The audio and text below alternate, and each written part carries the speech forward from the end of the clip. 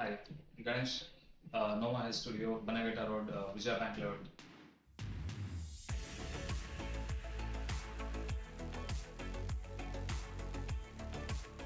So ನಾನು ಮುಂಚೆ ಎಲ್ಲ ಬೇರೆ ಬೇರೆ ಸಾಫ್ಟ್ವೇರ್ಸ್ ಎಲ್ಲ ಯೂಸ್ ಮಾಡಿದ್ದೆ, ಬಿಲ್ಲಿಂಗ್ ಸಾಫ್ಟ್ವೇರ್ಸ್ ಎಲ್ಲ.